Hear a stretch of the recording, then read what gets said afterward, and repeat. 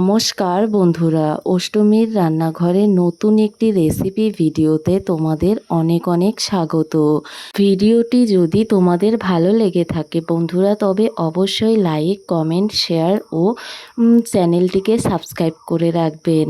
এবং যারা Facebook page থেকে দেখছেন তারা অবশ্যই পেজটিকে ফলো করে রাখবেন নতুন নতুন ভিডিও পাওয়ার জন্য। আজকের রান্নাটা ছোলা কচু দিয়ে একটি নিরামিষ রান্না হচ্ছে, যেটা তোমরা পুরো ভিডিও না দেখলে বুঝতেই পারবে না। তোমরা ধরেই নিবে যে এটি একটি মাছের রেসিপি। দেখো বন্ধুরা, আজকে রান্নার জন্য আমি নিয়েছি বিশাল একটা ছোলা কচু। এই কচুটার অন্য কোনো নাম থেকে থাকলে তোমরা কমেন্টে অবশ্যই জানিও। দেখো, কচুটাকে আমি একটু অন্যভাবে কেটে নেব। আর এই কচুটার না পুরোটাই খাওয়া যায়, শুধু ওপরের খোসাটা বাদে। দেখো, আমি আজকে রান্না করব নিচের শক্তটুকু। দেখো, কচুটাকে একটু কেটে নেব লম্বা লম্বা করে, 1 আঙুল মাপে লম্বা লম্বা করে টুকরো করে নিয়ে তারপর ওপরের খোসাটাকে একটু মোটাভাবে ছাড়িয়ে নিতে হবে। দেখো, খোসাটাকে খুব ভালো করে ছাড়িয়ে নিয়েছি। এখন আরেকটু ভালো করে কেটে নেব, গোল করে নেব কচুটাকে। তারপর 4টা টুকরো করে নেব। দেখো, আমি খুব সুন্দরভাবে কচুটাকে কেটে নিচ্ছি।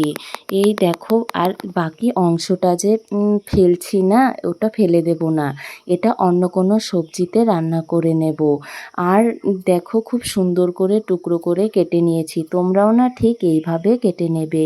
ছোট বড় কোনো ব্যাপার না, সেটা তোমরা তোমাদের পছন্দ মতো করবে। দেখো বন্ধুরা, কচুটা কত সুন্দর ধবধবে সাদা, একদম আতপ চালের মতো।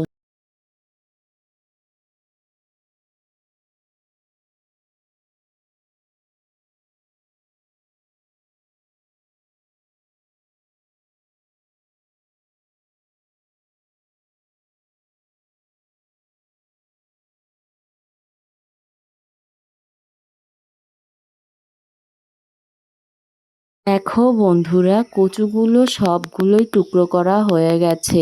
এখন খুব সুন্দরভাবে কুচিয়ে নেব।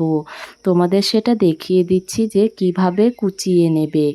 একদম পিঠটা বরাবর এইভাবে কুচিয়ে নেবে। দেখো, আমি সবগুলো কুচিয়ে নিয়েই তোমাদের দেখাচ্ছি। তোমরা না পুরো ভিডিওটা স্কিপ না করেই দেখো, তবেই বুঝতে পারবে যে রান্নাটা খুবই সহজ, কিন্তু খেতে দুর্দান্ত লাগে। তোমরা যদি কেউ না বলো না যে এটি কচু দিয়ে একটি রান্না, তবে কেউ বুঝতেই পারবে না। সবাই ধরেই নেবে যে এটি একটি মাছের রেসিপি।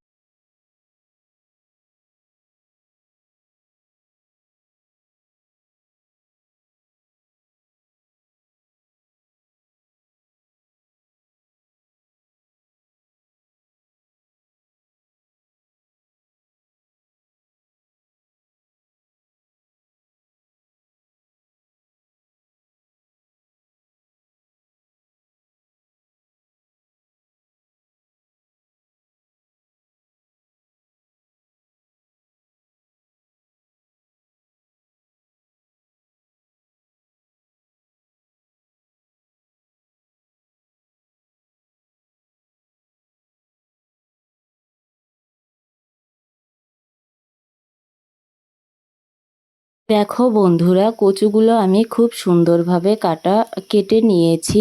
এখন ভালো করে ধুয়ে নেব। আর এদিকে দেখো, রান্না করার জন্য আমি সমস্ত রকম মশলাও গুছিয়ে নিয়েছি।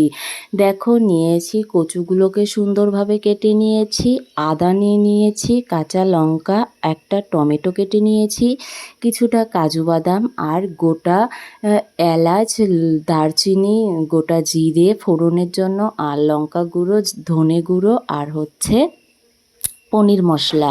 আর এদিকে নিয়েছি বেসন আর টমেটো কেচাপ। দেখো, এখন কচুটাকে একটু ভাপিয়ে নেব। তার জন্য কড়াইতে দিয়ে দিয়েছি জল।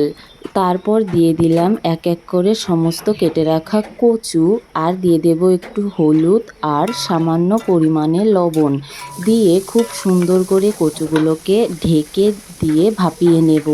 দেখো এদিকে আমি কচুটা ভাপিয়ে নিতে নিতে আর অন্যদিকে মশলাটা করে নেই। আদা আর কাঁচা লঙ্কা আর কাজু বাদামটা বেটে নেব।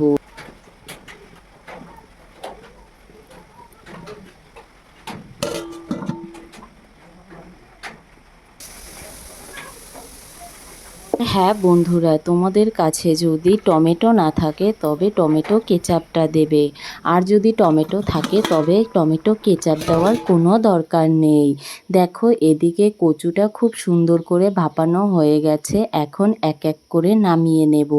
কচুগুলো নামিয়ে নিয়ে কড়াইটা খুব ভালো করে ধুয়ে নেব এবং অন্য একটা পাত্রে কিছুটা বেসন নিয়ে নেব।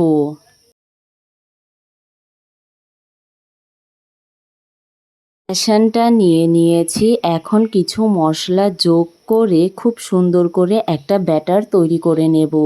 দেখো বেসনের মধ্যে এখন দিয়ে দিচ্ছি লবণ, আর দিয়ে দেব হলুদ গুঁড়ো, একটু লঙ্কা গুঁড়ো, আর একটু হচ্ছে পনির মশলা দিয়ে একটু জল দিয়ে খুব সুন্দর একটা ব্যাটার তৈরি করে নেব।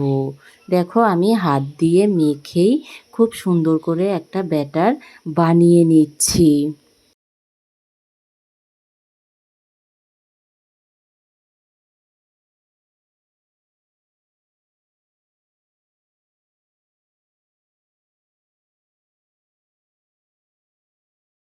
ব্যাটারটা খুব সুন্দর করে তৈরি করা হয়ে গেছে।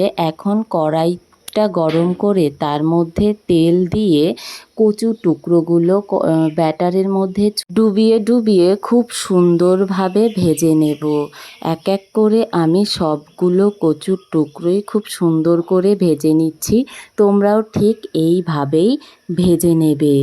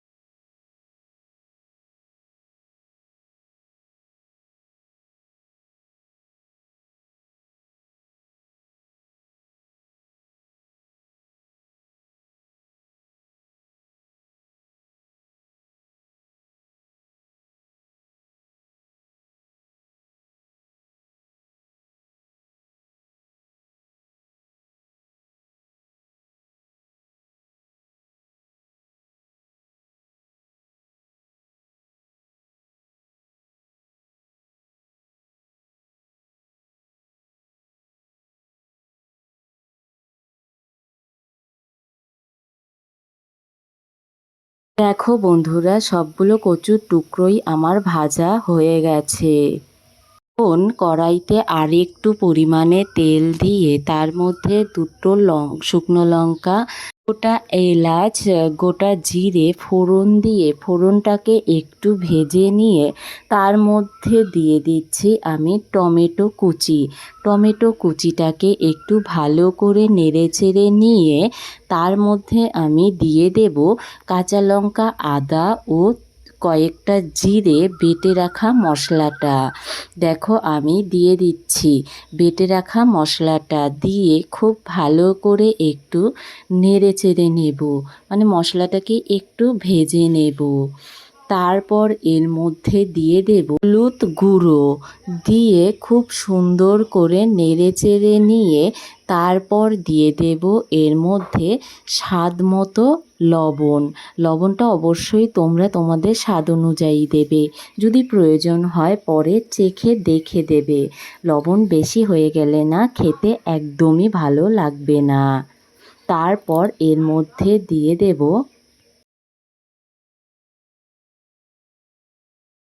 দেখো মশলাটা খুব সুন্দরভাবে একটু কষিয়ে নিয়েছি। এখন এর মধ্যে দিয়ে দেব বেটে রাখা কাজু বাদাম বাটা, দিয়ে একটু জল দিয়ে খুব সুন্দরভাবে কষিয়ে নেব।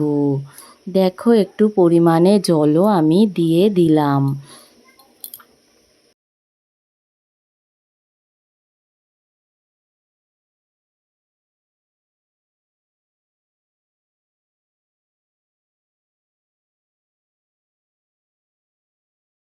দেখো বন্ধুরা, আরও সুন্দর করে কষিয়ে নিয়েছি, ফুটিয়ে নিয়েছি জলটা। এখন এর মধ্যে দিয়ে দেব মশলা, শুকনো লঙ্কার গুঁড়ো আর ধনে গুঁড়ো দিয়ে খুব সুন্দরভাবে আর একটু কষিয়ে নেব।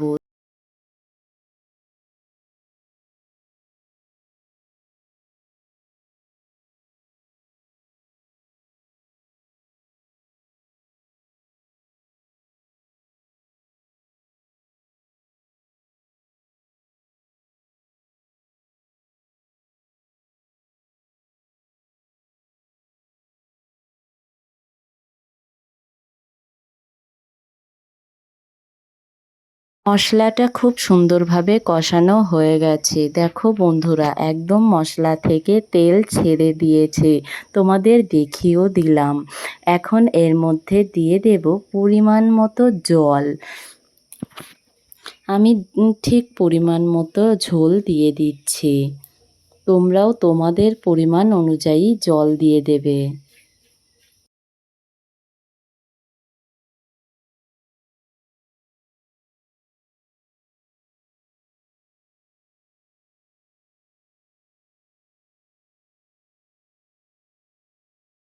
এখন ঝোলটা ফুটে ওঠা পর্যন্ত আমাদের অপেক্ষা করতে হবে। আমার সাথে সাথে তোমরাও অপেক্ষা করো। দেখো এদিকে কচুর টুকরোগুলো খুব সুন্দরভাবে ভেজে নিয়েছি, একসাথে দেখিয়ে দিলাম। এখন ঝোলটা খুব সুন্দরভাবে ফুটে উঠেছে। এর মধ্যে দিয়ে দেব একটু পরিমাণে চিনি। চিনি দেওয়ার পর আর একটু জাল করে নিয়ে তার মধ্যে দিয়ে দেব ভেজে রাখা কচুর টুকরোগুলো, মানে মাছগুলো দিয়ে একটু ভালো করে ফুটিয়ে নেব।